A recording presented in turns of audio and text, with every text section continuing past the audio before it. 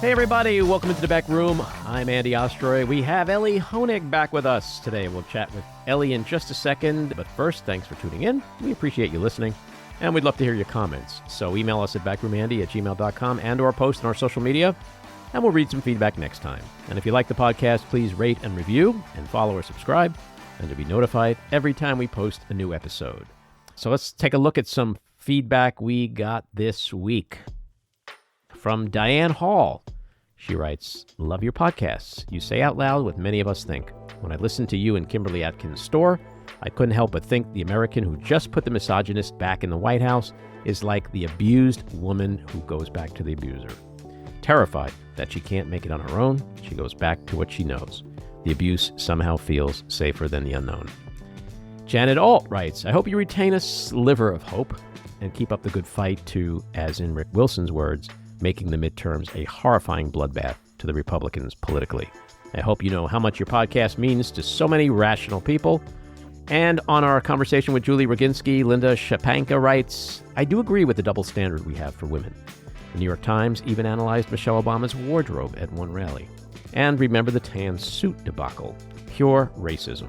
I've turned off most of my political podcasts. Yours is one of a few I'll listen to for the next few months as I try to heal from my grief." Well, thank you all for listening. We appreciate it. We appreciate you. Don't forget to stick around for another episode of Just Jeff.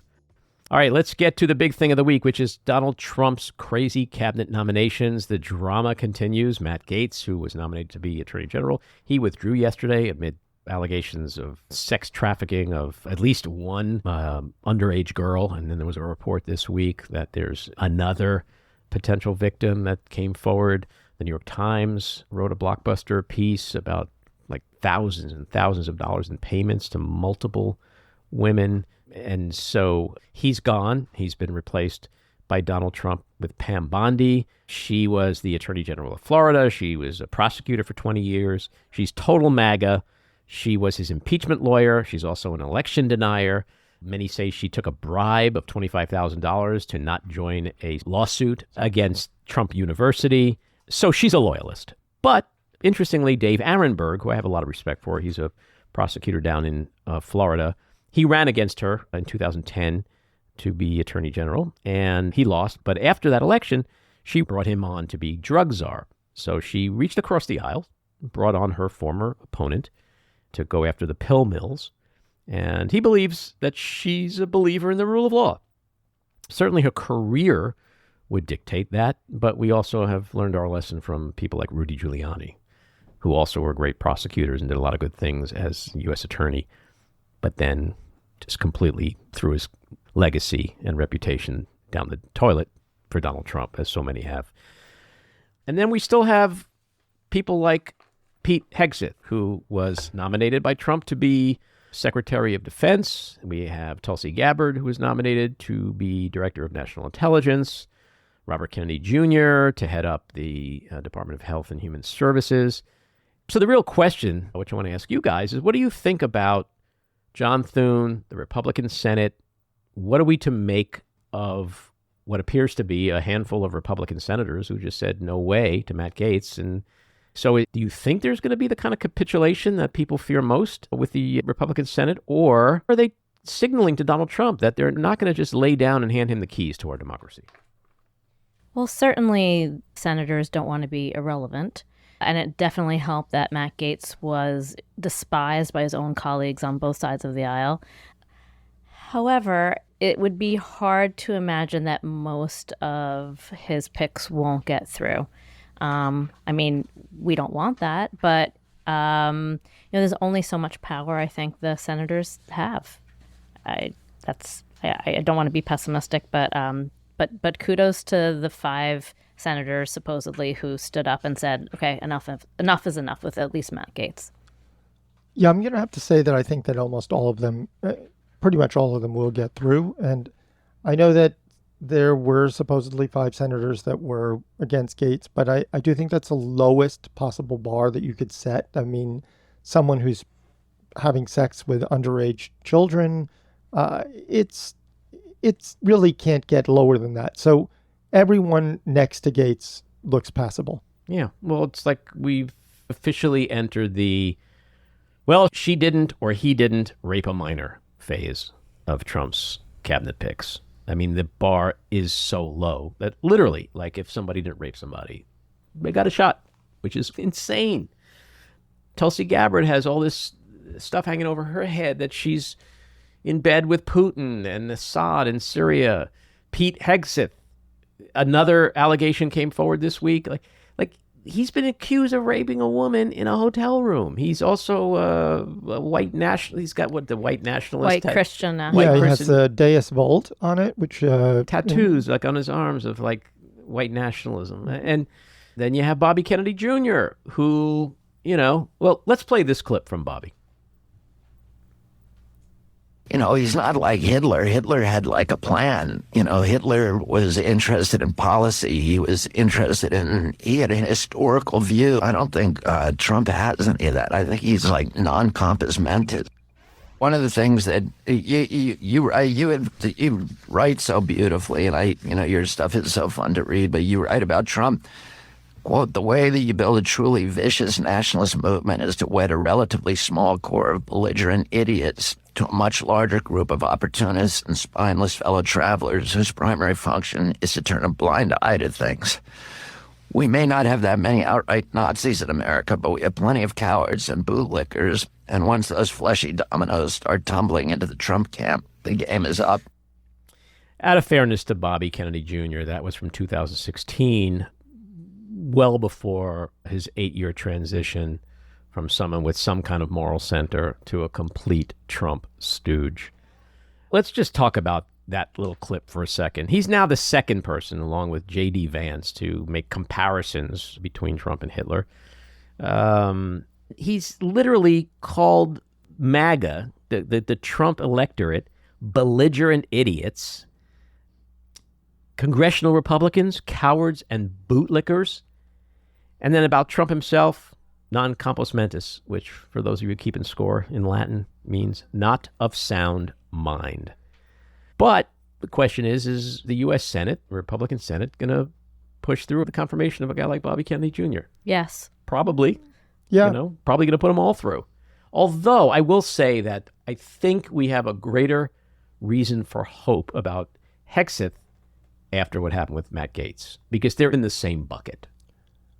Yeah, I mean, they do have a diversity of sex crimes, so there is diversity in these picks that he's had. And we should not leave RFK Jr. out on this because his former babysitter is now accusing him of sexual abuse. There's a lot of scandal across these nominations. And, Susan Collins apparently finally came through, Lisa Murkowski, even Mitch McConnell, who's no longer leader, who is just a senator. He's not running for re-election. Maybe this is, like a lot of people, his come to Jesus moment. As you know, they always say people, as they get closer to God, at the last chapter of the book, from your lips to God's ears, they start to, try to make amends somehow.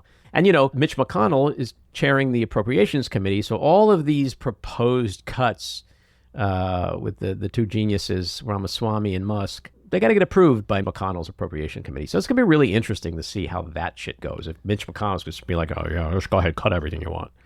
So we'll see how that goes. But I personally, I'm still pessimistic, Andy, but I'm holding out a little sliver of hope that what I saw this week in Congress, in the Senate, with regard to Matt Gaetz, is a sign of something. I'm not sure yet exactly what that is. Let's get to our winners and losers. My loser, Russell Vought, one of the Project 2025 architects and who tried to remove the protections from civil servants being fired for political reasons, is expected to be renamed the leader of the Office of Management and Budget. My winner, Love, lyrics courtesy of the Beatles, and in the end, the love you take is equal to the love you make. Sometimes you have to take a step back and appreciate what you do have in your life. I have 15 losers today. The 15 Democratic House members that voted for H.R. 9495, a bill that, if passed into law, will give the Trump administration the power to unilaterally declare any nonprofit organization a terrorist group and strip them of their funds and their nonprofit status. My winner this week is Blue Sky. I'm optimistic about it because it's the first social media network to really benefit from a sort of network effect and actually achieve a critical mass of users. And it really feels a lot like a pre-Musk Twitter. My winner, the 5 Republican senators who are believed to have said no fucking way regarding Matt Gaetz. My loser, the Republicans on the bipartisan House Ethics Committee who voted against releasing what appears to be an incredibly incriminating report, which includes allegations against Gaetz, thus choosing party over the rape of at least one minor, possibly more. All right, let's get to the weekly rant. My heart goes out to the family of Laken Riley, the 22-year-old Georgia nursing student brutally murdered last February by a 26-year-old undocumented immigrant while jogging on a trail at the University of Georgia. Her killer was convicted this week and sentenced to life in prison without parole.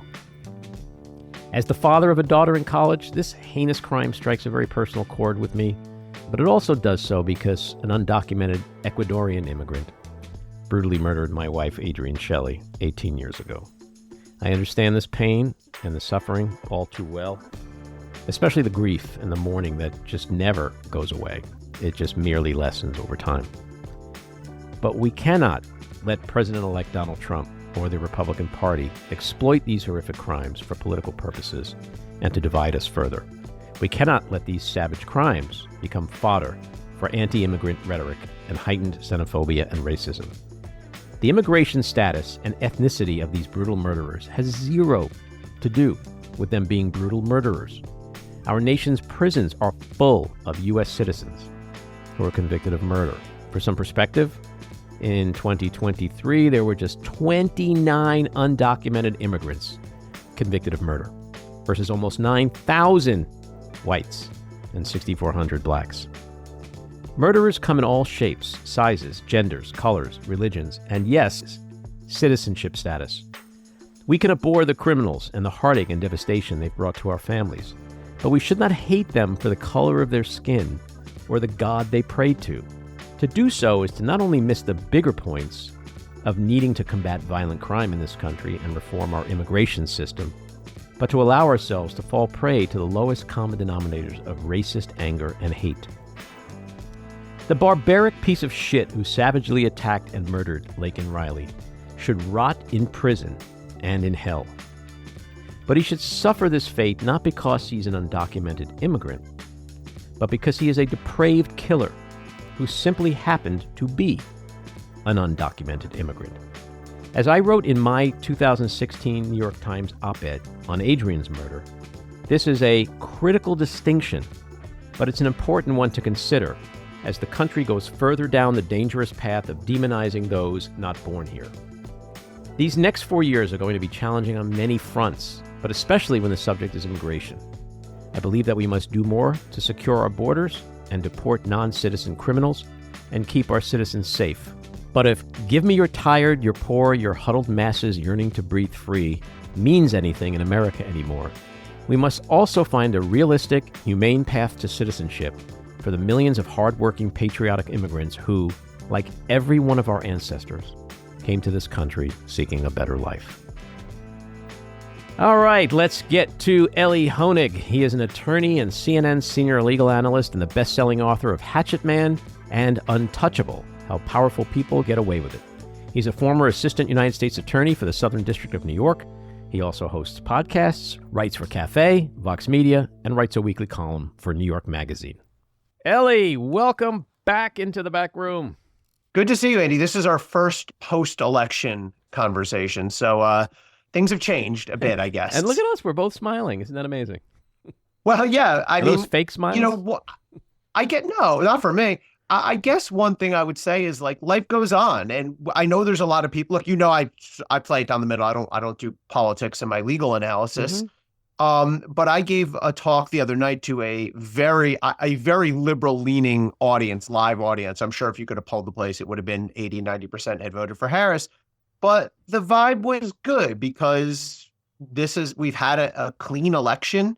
That wouldn't probably have gone either way. I mean, I'm sure if Trump had lost, we would have been mired in lawsuits right now, but we had an election that was clean. We're going to have a clean transfer of power. And I'm not rosy-eyed about what's going to happen under Trump by any means, but life goes on, and here we go. Whatever's next, let's go. Yeah, well, not to pull an Ari Melber, but I'm going to quote Tupac, who has a song, Life Goes On. All I got left are stinking memories. That's where I'm going to... I thought you were going to go, it's Beatles, right? Oh, bloody, oh, bloody. That's yeah. me. All right, so let's, before we get into the status of Donald Trump's legal cases in New York and elsewhere, I want to ask you about the more macro legal concerns facing Americans right now. You know, there's a lot of people who are fearing Trump's consolidated power across the executive branch, Congress, and the Supreme Court. From a constitutional standpoint, how much influence or control will he be able to exercise in individual states, for example? So, for example, declaring a state of emergency and going into cities with the U.S. military to carry out mass deportations. I know it's a lot of bluster on the campaign trail, but now that he's president-elect and will be president in a couple of months, can he actually do that? Can he go into a city against the wishes of a governor and just do whatever the hell he wants? Well, the answer to this question, I think a lot of related questions are, it's always much harder than Donald Trump realizes, right? I mean, there were a lot of things in his first term that he said, I'm going to do this, I'm going to do that. And he maybe either never really started down the road or started 2 steps down the road and realized there's way too many legal and bureaucratic obstacles. It depends on what constitutional powers he might invoke. There are some ways that, by the way, the president can deploy the National Guard without the consent, without the invitation of locals, of governors, of mayors. It's a question of how far is Trump willing to go. I think if we roll back for a second, I mean, at the federal level, he will be essentially unchecked. I mean, obviously, he's going to have a Republican Senate, Republican House. Whoever becomes his AG, and we may talk about this, whether it's Matt Gaetz or somebody else, is certainly not going to permit a Robert Mueller-like investigation of the president. It's almost hard to believe that even happened during Trump's first term. He sure as heck is not going to allow that to happen now. He's going to have the courts, the Supreme Court. Although I think we should know, we'll talk about this. It's a 6-3 Supreme Court. They've ruled for Trump on some very big issues, including immunity. But they've also ruled against him on plenty of important issues too. Yeah. So federally, he's going to have as much power and authority and room to do what he wants, not unchecked, but as much as any president has had in a long time. At the state level, like I said, it gets more complex as a practical matter. It gets more complex as a legal matter. But it's not as, Donald Trump has almost a childlike sense of presidential powers, right? You know how like a first grader will go, well, we're going to have ice cream for breakfast every day. I'm the president. That's what presidents do. I mean, Trump seems to think the world works that way, and it doesn't. And I think he found that a lot of his plans were foiled. He never really built a wall. I mean, that was his number one promise, but there was too many bureaucratic, administrative, financial, and other obstacles. So I think he's going to run up against some of those here as well. So let's play this out for just a little bit, like, for example, with the weaponization of the DOJ. And, you mentioned the wall. That was a policy issue that didn't go through. But he did try to weaponize the DOJ against Hillary Clinton, against other people who he perceived as enemies. The difference with Trump 2.0 is that he's still going to try to do that, and that he may not have the resistance he had from like a Jeff Sessions or a Bill Barr or whoever. Right. But if you take it even a step further, what is the ultimate fear? That he's going to go out and arrest Liz Cheney? Like, that just does not seem, whether legally, politically, to be sensible on any conceivable level for Donald Trump, the Republican Party. So I'm not sure, like, in people's worst fears, how this plays out in a realistic way, because that's what we would have to be talking about. Him actually not investigating, but an investigation that leads to what? Right. I think I agree with your general position here. In his first term, and this was a subject of my first book, which you and I talked about, Hatchet Man, about Bill Barr, how Bill Barr, with Donald Trump, corrupted the DOJ. There was an interesting dynamic there, which is obvious. The whole book is a pretty strongly worded critique of Bill Barr. But if you really look at it, Bill Barr weaponized or politicized DOJ, but only in a defensive posture, right? He used it only to protect and promote Donald Trump. He distorted Mueller's report. He used it to sort of circle the wagons and protect Michael Flynn and Roger Stone. As you note, Andy, correctly, Donald Trump was constantly during his first term tweeting, calling out for, I want Hillary Clinton imprisoned, I want John Kerry indicted, Andy McCabe, Barack Obama, you name it. Bill Barr never did that, and Donald Trump never fired him for not doing that. And I almost wonder, I don't know, I genuinely, but there seems to be some sort of performative jolt that Donald Trump gets off of saying, I'm going to nail this person. But whether he really has the appetite to do it is a separate question. Now, I'm certainly not going to vouch for Donald Trump. I'm not going to promise you that he won't do anything bad moving forward. He has enough of a track record. And the nomination of Matt Gaetz, to me, was a very worrisome warning sign. It is an ominous indicator, because if he had nominated even some of the other names that were out there, John Ratcliffe, Matt Whitaker was out there, I don't think those people were as overtly out to weaponize DOJ as Matt Gaetz is. Now, we'll see if Matt Gaetz gets through. As an important check on that, he's nominated Todd Blanche, who I know I worked with at SDNY as deputy AG. I think that'll be an important check.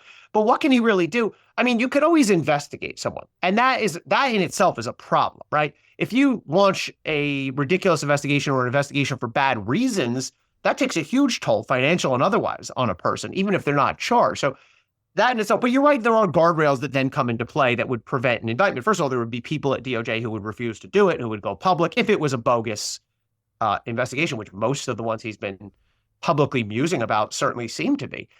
You would have to then go to a grand jury, which would have to agree to indict, but prosecutors can get grand jurors to do most things that they want them to. Then you would have judges, then you would have juries, then you would have appeals processes, but you hope it doesn't get that far, because it's a problem if it gets that far. But I agree, it's not as simple as, boom, Liz Cheney indicted. I mean, you have to find something on her. But if he starts launching probes at Liz Cheney and says, find something on her, that in itself is a huge problem to me. Mm-hmm. So you mentioned Todd Blanche, and he also appointed Emil Bove to serve as a principal associate deputy agent. The number 2 and 3 people, yeah. Yes. So with those two people under a Matt Gaetz or somebody else who we assume is going to be at least perceived by Trump to be as loyal to him as Matt Gaetz would have been if Matt Gaetz doesn't become AG. A lot of people think that's a huge conflict of interest to have two of Trump's lawyers at the DOJ. You sort of seem to be taking a different posture that, at least in the case of Blanche, that's some kind of check on him. I totally disagree that it's an intolerable conflict of interest. If that's the case, then we've got big problems with George W. Bush, with Jimmy Carter, with Ronald Reagan, and with John F. Kennedy. Right. All of whom nominated either personal lawyers, campaign lawyers, or in one instance, a brother, JFK, RFK, to be not even the deputy AG, but the AG. Mm-hmm. So Donald Trump has broken a lot of norms and done a lot of things that are unconscionable and unprecedented. This would not at all be one of them. All of those folks I just mentioned nominated personal attorneys, campaign attorneys, people they had grown up with as their AGs. By the way, all of whom turned out to be adequate or better AGs. If you are worried about Matt Gaetz, I sure as hell am, then you cannot possibly do any better than Todd Blanche at the number 2 spot and Emil Bove high up in justice as well, because they should serve as a needed check on that. I like I said, Todd has the same prosecutorial upbringing as me. We came up through the SDNY. We were a year or something apart. We started a year or so apart. He went to a different unit than I did ultimately, but we were raised the same way. And I think, look, I would be much more concerned if it was Matt Gaetz as AG and, Marjorie Taylor Greene or Jim Jordan as your deputy or something. So my hope is that Blanche and Emil, I know them both, get those jobs. And look, you have to be realistic, folks. I mean, Donald Trump won the election. You're not going to have the fantasy. Sally Yates and Elizabeth Warren and Eric Holder are not going to be running the Justice Department. Man, so you're not going to do any better. You're not going to do any better than Blanche and Emil in those roles. And one thing that I think we need to watch for, if Matt Gaetz does not get through, and to me, I have no idea. I lean slightly towards he won't get through, just given all the problems that he has. But who knows? If Matt Gaetz does not get through, does Trump then nominate another Gaetz-like figure to be AG, or does he bump everyone up a notch, in which case Blanche would become AG? I obviously think that the latter scenario would be better, but we'll see. Mm-hmm. So when people are frequently saying, out of concern, that unlike in the first Trump term, where there were guardrails like Jim Mattis and Rex Tillerson. And to an extent, Bill Barr. And Jim Kelly. Are you on some level saying that guys like Bove and Blanche are that type of guardrail? Yeah, I mean, I think that's the best that we're realistically going to do. I do think Todd Blanche and Emil Bove fit in with that sort of Pat Cipollone, I mean, they're lawyers who understand their basic obligations, what DOJ is, what their ethical duties are. The problem, though, with all of those types of personnel-based guardrails is any human being can be fired, basically, by the president. So the question will be, does it come to that? I mean, how far are all of them willing to go in service of Trump as opposed to in service of the Justice Department? And if they draw lines, will Trump fire them? I mean, he did not fire Bill Barr, for example, when Barr refused to do some of the things Trump told him. Trump tried to have Don McGahn get rid of Robert Mueller, and McGahn just sort of didn't refuse. It's funny. Both Barr and McGahn adopted tactics that were not quite refusal, but more like ignore and let the tantrum pass. And they found that was effective. So we'll see. But yes, though Todd Blanche is exactly the kind of guardrail that you want in place. But the problem is he's not a law. He's not a constitutional provision. He's a human, and humans can be fired. Mm-hmm. And another question on Trump's executive branch control or overreach, if you will, with regard to an issue like trans athletes in sports. Is there any federal power or authority that's granted a U.S. president to dictate what states and cities and local municipalities do in their educational system, whether it's at the college level or high school level? Yeah. Is that something that people should be concerned about? Like, can he actually do something if our local governments disagree? The answer is yes. The president, again, does not have the kind of powers that one might imagine when they're in grade school of, well, anything the president says goes. There are limitations. But, and look, the president cannot dictate that the Middlesex County, New Jersey, Board of Athletics, where I live, shall not allow trans students to participate in A or B. That's not something the president can do. But there is a lot the president can do, the federal executive branch can do. He can dictate executive branch policy, including the military and federal. There's hundreds of thousands, if not millions, of federal employees. Mm-hmm. And B is in the way that the federal government allocates and dictates its money. Right. A lot of governmental agencies get federal funding. Again, that's not as simple as people think. The president can't just say, if you don't do X, school branches, school boards, or if you don't do X, police departments, we will cut off funding. It's much harder. It's not a faucet you can just turn on and off. A lot of the money is pre-allocated and it can't be removed for, arbitrary reasons. But yeah, I mean, the two ways that the president can impact highly localized policy like that are through federal policy for federal, again, military and all that, and B, through funding. All right. So let's switch to Trump. Here we are 4 years later. This guy committed a massive amount of crimes. He's been convicted of felony crimes, facing trials all over the place. And it looks like he's going to get away with it all. Who's to blame? He sure is. So who's to blame? Look, obviously the malefactor here is Donald Trump, who committed the conduct. Mm-hmm. Let me tell you what my position is from the start, because I think people get it twisted sometimes, because I have been critical, and I'm about to be critical, of pretty much all of the prosecutors to varying extents, some on the margins, some right down the middle. But my position has always been, and is now, Donald Trump deserved to be indicted twice, once for January 6th, once for classified documents at Mar-a-Lago. It should have been done, A, by the feds and the feds alone, and not by pile-ons from elected partisan. When I say partisan, I'm not even implicating their not a witch hunt needs or desires. I just mean they have D's next to their name. They run for office as Democrat, but they should not have been piled on by Fonnie Willis and Alvin Bragg. And I'm friends with Alvin Bragg, same as Todd Blanche. And DOJ should have indicted these cases way, way sooner. I'm sure I'm on your podcast, Andy, so let's start with the blame game here. It's not Jack Smith's fault. Jack Smith never had a chance. Mm-hmm. The moment Jack Smith became special counsel was November of 2022. I'm sure that there is archival footage of me on your show, and I know that it's written in my book, my second book, which I wrote in 2022, and I know I'm on CNN saying it's already too late. Mm-hmm. Merrick Garland has already allowed more time to lapse than anyone could possibly take from here to trial before the 2024 election. I wrote in my book, I quoted a line from you'll probably know this movie, Andy. Do you remember the 1993 movie Searching for Bobby Fischer? Yes. The chess prodigy, right? Mm-hmm. Really good movie. there's a line where the prodigy, the kid, the good guy, says to the big bad kid, they're in their big championship match, and they're 2 moves in, and the protagonist offers a surrender, and the bad guy goes, "Why would I surrender? We just started." And the kid goes, "You've already lost. You just don't know it yet." I quoted that line in my book in 2022. This is before Jack Smith was even appointed. It was already too late because Merrick Garland took way too long. DOJ collectively took. You cannot indict this case in the summer of 2023, as both of the federal cases were, and think, good. Now we've indicted these cases in the summer of 2023. We will get them through all the motions, including the obviously inevitable immunity motion, get it through all the appeals courts, get all the millions of pages of discovery out, give the defendant adequate time to prepare, and still have this trial come in before 2024. So Merrick Garland bears a good amount of blame here. And Alvin Bragg, I blame. I don't think he ever should have charged the case. I don't think he sure as hell didn't hurt Donald Trump, even with the conviction, because the case was, first of all, I think the case was legally a disaster, and I think would have been thrown out by the appeals courts. We may never know that.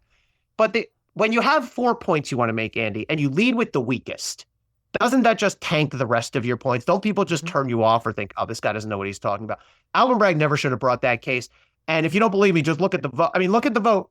We all know Donald Trump won in 2024 by a good amount, hit the most he's ever won by. If you look at Manhattan, the scene of the crime, Donald Trump went up 5 points in Manhattan from 12% to 17%, not a lot, but he went up by more in Manhattan than he went up in the rest of the country. So I don't think that people said, well, maybe it helped these indictments, the pile on, helped Donald Trump emerge from the pack in the Republican primary, which it surely did. But then people would say, I think it's going to hurt him in the general. Sure didn't. So I think Alvin Bragg never should have brought his case. And Fonnie Willis's case was ridiculous from the start. It was entirely duplicative of charges Jack Smith had already brought, and then marred further by her prosecutorial misconduct. Mm-hmm. And I'm not talking about the affair. I'm talking about the fact that she went in front of a church with the national TV cameras rolling out of court and said the reason the defense lawyers are making motions is because they're racist. I mean, you would get any case dismissed and you get fired if you tried that in any kind of judicial system. And I think that's probably where that case was going anyway. So I blame Merrick Garland. I blame Alvin Bragg. I blame Fonnie Willis, all in different measures and different respects. So before I ask my next question, I just have an observation based on what you just said. Something the I audience learned is going to hate this. Something I learned this week, because I've always been like, all right, but at least New York is where he got to be a convicted felon. At least somebody laid down the gauntlet. No, he's not. I just learned that he will not have a criminal record if he's not sentenced. And the likelihood is that he's not going to get sentenced, right?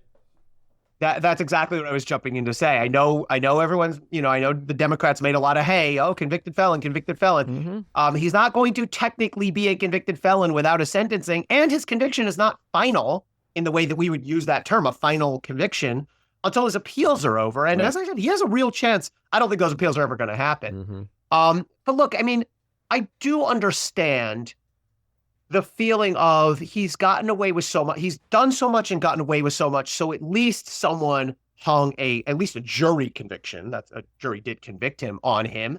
And that's some sort of rough justice, right? Someone got him for something at least. I do understand that feeling, and I do share it to an extent. I mean, if you read my second book, it's sort of oozing with frustration at all that Trump has gotten away with. But I also do not subscribe to the view of, as long as someone inflicts pain on this guy, it's a good thing. Yeah. I may be a stickler, and maybe I'm pedantic about it, but my view is it needs to be done the right way, because look at the conversation you and I were just having. We were fretting about, is prosecutorial power going to be exercised in a sound and normal way, or is it just going to be used as a club to beat people with? And I don't care who's on the receiving end. I am not okay with someone just make this guy hurt somehow or other. No, and that's a really good point, because to me, the law is like a business. You don't operate on emotion. You can have emotional views and say, I wish someone would bring this guy to justice. But strategically, transactionally, if feeding that emotional need hurt, to your point, the greater good, the other cases, let's say, then it wasn't a very good decision. at all. But let's get back to Merrick Garland for a second, Yep. because given everything we knew, look, I know, and I'm a layman. I'm just some dude, sitting in my house or doing a podcast.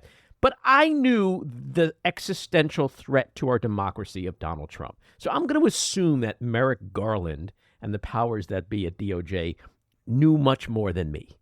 So then my question is, why did he fucking wait so long? What was the point of dragging this shit out the way it was?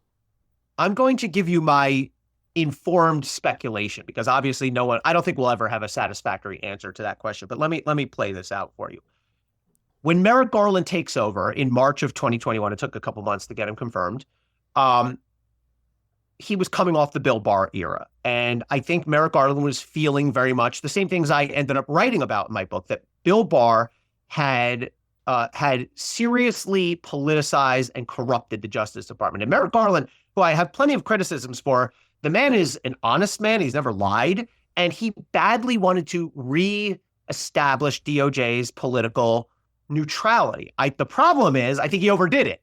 And I believe, and I'll never be able to prove this, unless Merrick Garland does a confessional interview, but if he does, he'll just do what he always does, which is recite, prosecutor boilerplate. We facts and law, blah, blah, blah. Mm-hmm. I think in his heart of hearts, he was hoping that the same thing that happened with the Mueller investigation would happen with this, which is everyone was outraged, but eventually just time went on and it faded away and it subsided and we forgot about it.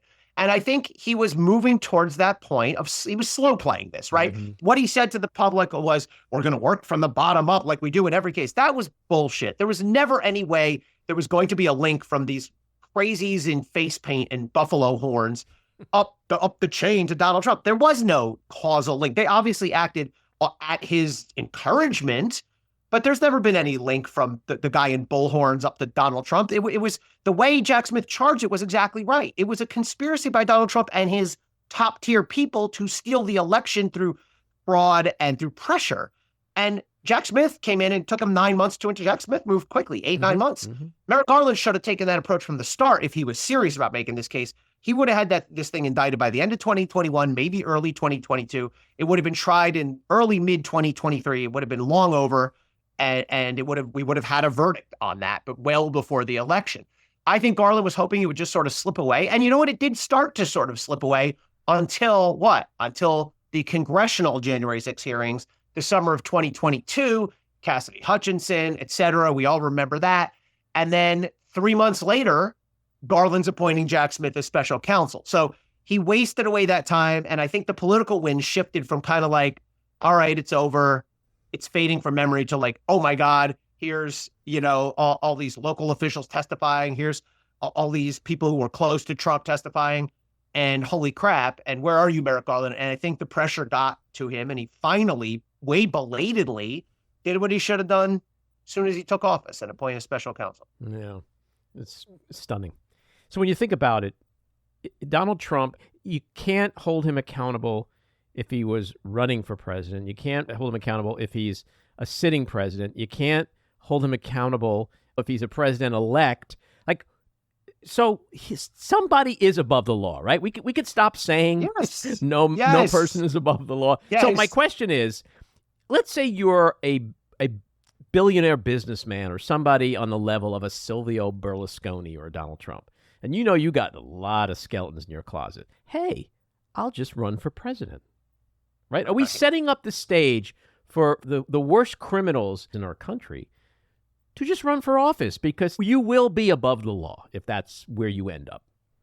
Well, that's obviously a worst case scenario. It sort of depends on the bad faith of whoever's doing it. But yeah, I do. I mean, I said this the other day on air. We love this. Nobody's above the law. And it's a core idea of our law, of our democracy.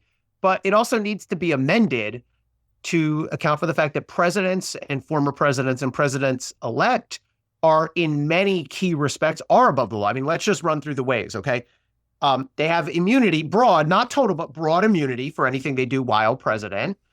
The DOJ has long had its policy in place against indicting, prosecuting, or imprisoning the sitting president. That's stymied Robert Mueller. And by the way, that's the reason Jack Smith is preparing to leave right now. I know Trump has said he's going to fire him. I'm sure Trump would.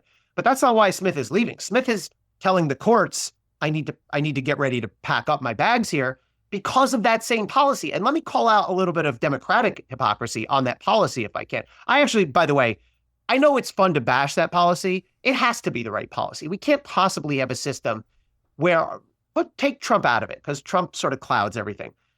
What if Joe Biden had done a little bit worse than he actually had done? Let's imagine a hypothetical world with the documents, classified documents, and Joe Biden was on, and the evidence against Joe Biden was 30% more than it was. Would we have been okay with Joe Biden being indicted and tried and imprisoned as the sitting president in 2022 and 2023? Of course not. That's ridiculous. But there was a lot of hot rhetoric out of Adam Schiff, Nancy Pelosi, Elizabeth Warren, Jerry Nadler at the time of the Mueller investigation. This policy is an outrage. I will direct DOJ to fix this. We will pass legislation to change this policy. And what happened when Joe Biden won and Democrats took charge? Not a damn thing. And the reason I think is because everyone recognizes what I just said. Yeah. And as much as it's fun to rail against that policy, as much as it doesn't feel good to watch Donald Trump skate because of it, it has to be the correct policy.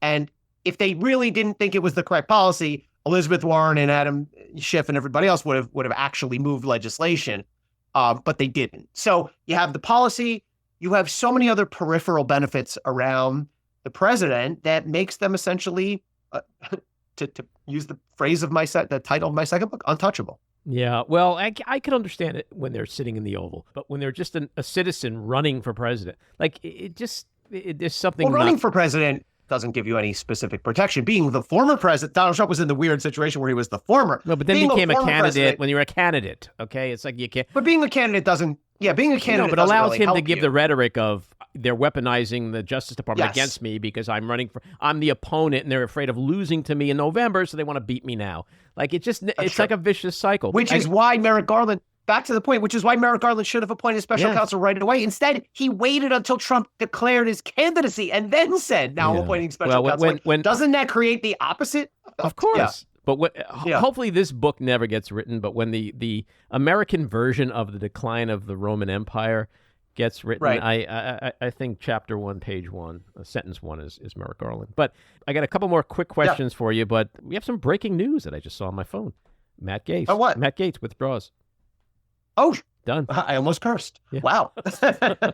Okay, there you go. Which is interesting because does that mean like he resigned from Congress? Are we done with Matt Gaetz then? Well, so there's an interesting argument that he resigned from the current Congress, which is in its last few weeks, but he has been reelected to the next Congress. So arguably he's not resigned from the next Congress. I'll let Congress work that out. But if he goes back, then his report can get released. Remember the ethics report. That's right. Yeah. Yes. All right. So Trump, he's above the law. But as you know, and a lot of people know, he's got 14 co-conspirators down in Georgia. There are a lot of other people, Mark Meadows, Rudy Giuliani, that are at least on paper facing some serious shit. Are they still in trouble? Theoretically, yes. I mean, Trump can't get rid of the Georgia case. I think the Georgia case is going to be in trouble on its own because of Fani Willis's conduct. There are other people indicted in Arizona. There's nothing really Trump can do as president to help them. There's also the two Mar-a-Lago co-defendants, Walt Nauta and I forget the D'Oliveira. Trump can pardon them. I mean, or he can have the case dismissed against them, and I'm sure that he will. But Rudy and Mark Meadows, their problems do not go away automatically, especially in those state level prosecutions, for sure. Mm-hmm. And is Rudy going to be forced to fork over everything he's been told he has to, or is he going to somehow escape? I hope so. I hope so. He has played games for a long time. It's outrageous. He'll never be able to pay a fraction of the money he has been adjudged to owe to Shea Moss and Ruby Freeman, the poll workers who he defamed. He owes money to a lot of people. And the sad fact is he owes way more than he has ever owned or owns now. But it is satisfying to see them finally get some piece of what they're entitled to, but he'll never pay the whole thing. We'll see what happens when Trump nominates him as Attorney General now. Yeah. Elie, always a pleasure. Take care. Thanks, Andy. Good talking to you. Bye-bye. All right, it's time for another exciting episode of Just Jeff. Jeff, welcome back into the back room. What's on your mind this week? Oh, I'm so delighted to be back in the back room. So I just wanted to tell you, I was listening to the podcast you did with Rick Wilson, who he's also one of my favorites. I love former Republicans who've seen the light. Mm-hmm. It's not It's almost like a atheist who all of a sudden becomes a born-again Christian. It's like going from the darkness to the light. Okay, you don't like that analogy. I wonder what. I didn't say a word. That's the point.